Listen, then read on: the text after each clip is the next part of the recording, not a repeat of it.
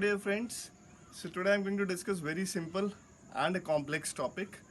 Complex मैं इसलिए बोल रहा हूँ कि क्योंकि इसको समझना लोगों के लिए थोड़ा सा मुश्किल रहता है, but still it's a very interesting concept. So I am going to talk about a journal that is special theory of the relativity. I will discuss some basic concepts of the special theory of the relativity.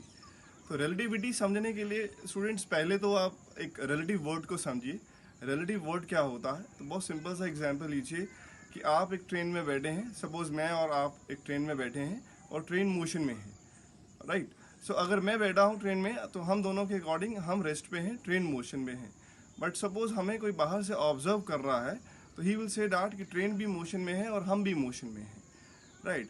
But still अगर हम दोनों में से भी एक बंदा बाहर observe करता है दूसरे पर्सन को, तो आप देखेंगे वहाँ भी आपको ऐसा ही फील होगा कि ट्रेन के साथ साथ मैं भी मोशन में हूँ. सो अल्टीमेटली मैं ये कह सकता हूँ कि आपका जो मोशन है, आपका जो पोजीशन है, that depends upon the frame of reference, that depends upon the position of the observer. तो उसके ऊपर डिपेंड करता है, राइट. तो इसको हम रिलेटिव वर्ड देते हैं. तो रिलेटिविटी जो कॉन्सेप्ट था, तो क्योंकि अल्टीमेटली बहुत साल पहले ये माना गया कि जो स्पीड ऑफ लाइट होता है वह कांस्टेंट नहीं होता है. तो बहुत सारे साइंटिस्ट लोगों ने यही प्रेडिक्शन किया था कि जो स्पीड ऑफ लाइट है कांस्टेंट नहीं रहता है. बट माइकलसन मॉर्ले एक्सपेरिमेंट आया तो उसके थ्रू ये प्रूव कर दिया गया कि जो स्पीड ऑफ लाइट होता है वो कांस्टेंट रहता है. ओके, सो बिकॉज आपको सबको पता है speed equal to distance upon time.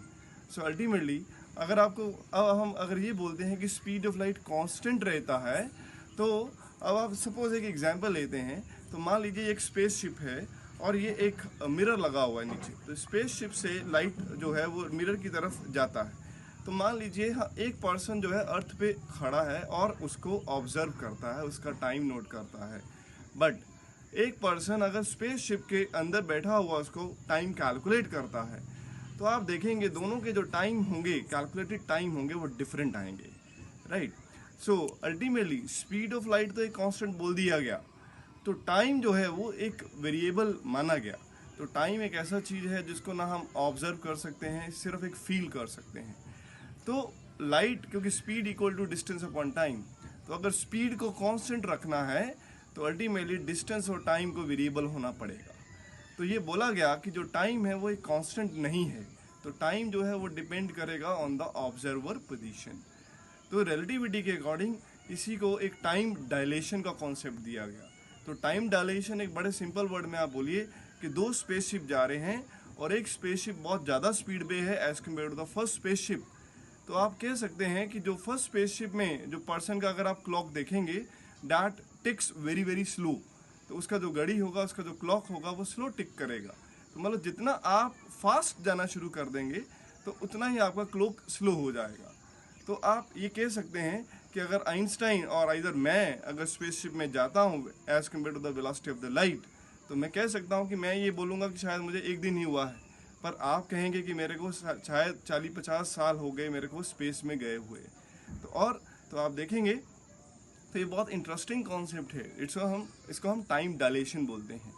और दूसरा एस्पेक्ट हम ये भी बोलते हैं कि जो रॉकेट है जितनी ज़्यादा स्पीड गेन करेगा उतना आपको उसका लेंथ कॉन्ट्रैक्ट होता नज़र आएगा.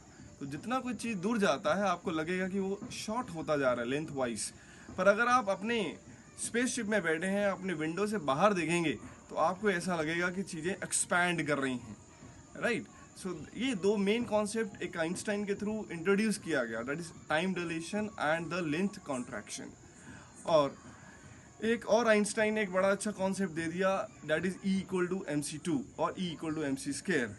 तो आइंस्टाइन का ये जो कॉन्सेप्ट है अभी भी हम यूज़ कर रहे हैं, बिकॉज आइंस्टाइन ने ये बोल दिया कि एक थोड़ा सा मास किसी भी बॉडी का बहुत सारा एनर्जी जनरेट कर सकता है. तो जितने आपके जो न्यूक्लियर कॉन्सेप्ट्स आ रहे हैं, हम अपना alternative source of energy nuclear को एज्यूम कर रहे हैं, ये सारा हमारा आइंस्टाइन थ्योरी के ऊपर बेस्ड है. सो आई होप कि आपको थोड़ा सा इंट्रोडक्शन मैं दे रहा हूँ इस वीडियो के अंदर, आपको क्लियर होगा कि अल्टीमेटली थ्योरी ऑफ रिलेटिविटी क्या होता है.